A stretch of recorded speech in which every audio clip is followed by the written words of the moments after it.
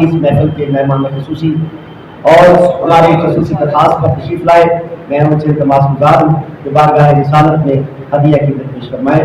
محترم جناب میرزا ندیم اسکٹ خان، بہت نوازش، سب کی بہت محبت، ایک تازہ کلام اس کے ساتھ اشعار کہ مدح سرکار زمن جس کے خیالوں میں رہے، مدح سرکار زمن جس کے خیالوں میں رہے، اس کو حق ہے کہ وہ انسان اجالوں میں رہے۔ مدح سرکار زمن جس کے خیالوں میں رہے، اس کو حق ہے کہ وہ انسان اجالوں میں رہے۔ اور یہ دیکھیے کہ اس لیے کرتے ہیں سرکار عطا قبل سوال، اس لیے کرتے ہیں سرکار عطا قبل سوال، تاکہ سائے کہیں جھان سوالوں میں رہے۔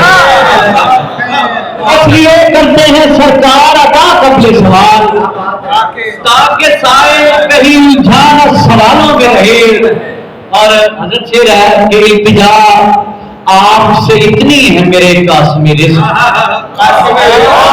التجا آپ سے اتنی ہے میرے قاسم رزق، آپ کے ہاتھ کی تاثیر نوالوں میں رہے۔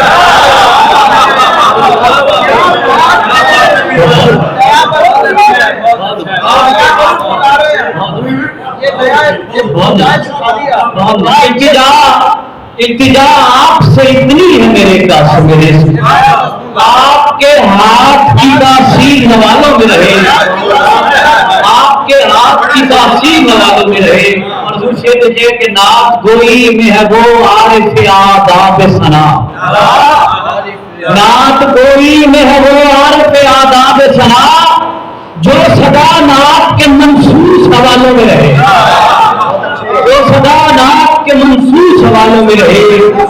اور جناب صدر آپ کی نظر یہ شعر ہے کہ قسمت قلب منافق میں نہیں ہوتے علی، قسمت قلب منافق میں نہیں ہوتے علی، کیسے ممکن ہے کوئی شعر شگانوں میں رہے، کیسے ممکن ہے کوئی شعر شگانوں میں رہے۔